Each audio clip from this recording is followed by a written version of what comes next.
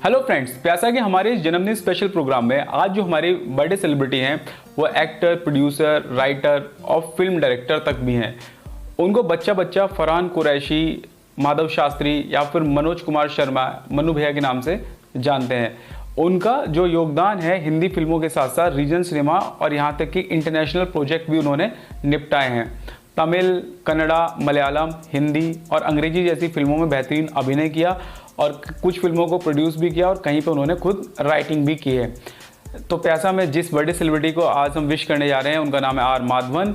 माधवन का जन्म 1 जून 1970 को जमशेदपुर बिहार में हुआ था, जो कि अब झारखंड का हिस्सा है। उनके पिताजी श्री रंगनाथ टाटा स्टील में एक एग्जीक्यूटिव मैनेजर थे और उनकी माता श्रीमती सरोजा जी बैंक ऑफ इंडिया जमशेदपुर में मैनेजर के तौर पे कार्यरत थी। उनकी जो आरंभिक शिक्षा है वो DMBS कॉलेज जमशेदपुर से हुई। आगे बढ़ते हुए जब वो मूव करते हैं राजा राम कॉलेज कोल्हापुर में, तब उन्हें मौका मिलता है एक कल्चरल एक्सचेंज प्रोग्राम के तहत कनाडा जाने का। वहाँ पे वो 1 साल बिताते हैं और उसके बाद आके अपनी स्टडी जो कि BSc इंजीनियरिंग कर रहे थे उसको कंटिन्यू करते हैं। इसी दौरान क्योंकि वो NCC में एक्टिवली पार्टिसिपेट करते थे, उनको मौका मिलता है UK जाने का, जहाँ पे उनको एक्सपोजर मिलता है रॉयल एयरफोर्स का और रॉयल नेवी का। वो अपना पूरा मन बना ही चुके थे कि उन्हें डिफेंस में ही सर्व करना है। तब तक वो 22 साल के हो चुके थे और उनकी जो एज थी 22 साल से ज़्यादा हो गई थी और उनकी जो एज थी वो 6 महीने ज़्यादा थी। सो दैट इसकी वजह से वो फौज को ज्वाइन नहीं कर पाते। इसके बाद वो स्टार्ट करते हैं अपनी जर्नी एक पब्लिक स्पीकर के तौर पर और लोगों को पब्लिक स्पीकिंग सिखाते हैं। यही वो दौर था जब इंडिया में पब्लिक स्पीकिंग का एक ज़ोरदार क्रेज़ मचा हुआ था और उनका 2-3 भाषाओं पे तो वैसे ही ज्ञान था, जैसे हिंदी, तमिल और कन्नड़, मलयालम, ये सारी भाषाएं आती थी और इतना लंबा वक्त उन्हें बाहर बिताया था, तो अच्छा खासा उनकी पर्सनैलिटी को एक्सपोजर मिल चुका था। इसी दौरान अपने इंस्टीट्यूट को चलाते हुए उनकी मुलाकात होती है सरिता बिरजे जी से, जिनसे वो बाद में शादी कर लेते हैं। वो एक पूर्व एयर होस्टेस और अभी माधवन जी के साथ काम करती हैं और कॉस्ट्यूम डिज़ाइनिंग वगैरह का काम उनकी फिल्मों में वही देखती हैं। अलग अलग कंपनी के ब्रांड एम्बेसडर के तौर पर काम करते हुए, रिप्रेजेंट करते हुए वो एक मॉडलिंग एजेंसी पहुंचते हैं। वहाँ पे अपना पोर्टफोलियो जो उन्होंने शूट किया था उसको छोड़ के आ जाते हैं कि जस्ट कि ट्राई करके देखते हैं होता क्या है। लकीली उन्हें मिल जाता है सैंडलवुड टेलीकॉम का ऐड, वहीं से उनकी एक्टिंग की जर्नी स्टार्ट हो जाती है।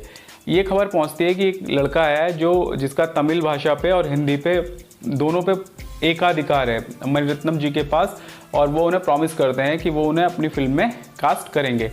तो इसी के बाद उनको रीजनल सिनेमा में काम लगातार मिलने लगता है और उसके लगभग कह सकते हैं कि 1 दशक बाद उनकी एंट्री हो जाती है हिंदी फिल्मों में। अगर उनके द्वारा महत्वपूर्ण निभाई गई भूमिकाओं की बात करें, फिल्मों की बात करें, तो उनमें आती है तमिल फिल्म अलाई पायूथे 2000 में जिसको डायरेक्ट किया था मणिरत्नम जी ने।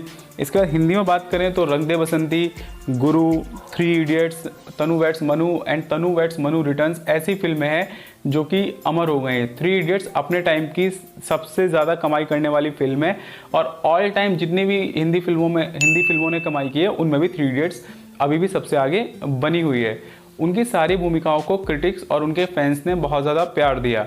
अगर उनकी बाकी फिल्मों की बात करें तो मिनाली, दम दम दम, रन, अनबे शिवम। अगर हम उनके टीवी करियर की बात करें तो उसमें बनेगी अपनी बात, घर जमाई और सी हॉक्स जैसे प्रोग्राम बहुत दिनों तक याद रखे गए थे। हाल ही में आए OTT प्लेटफॉर्म पे भी उनका बहुत सारा काम आप देख सकते हैं। लाइक ब्रीथ उनकी बहुत ही ज़्यादा पॉपुलर वेब सीरीज़ रही है। इसके अलावा भी वो लगातार काम कर रहे हैं। प्रोड्यूसर के तौर पे साला खड़ूस बहुत ही ज़्यादा जिसमें उनके काम को एक्टर के तौर पे भी और प्रोड्यूसर के तौर पे भी अप्रिशिएट किया गया था। उन्होंने जिस तरीके की फिजिकलिटी में चेंजेस किए थे उस कैरेक्टर के लिए, वो भी बहुत ज़्यादा अप्रिशिएट किए गए थे और इसको दोनों ही लैंग्वेज में तमिल और हिंदी में बनाया गया था। उनकी फिल्म नल दमयंती, जिसको बाद में हिंदी में राम जी लंदन वाले के नाम से बनाया गया था, रहना है तेरे दिल में, एक बहुत अच्छी फिल्म थी जो इनिशियली उतनी चली नहीं थी बॉक्स ऑफिस पे, बट बाद में टेलीविज़न पे बहुत ज़्यादा सक्सेसफुल फिल्म रही और यूथ में उसने अपनी एक अलग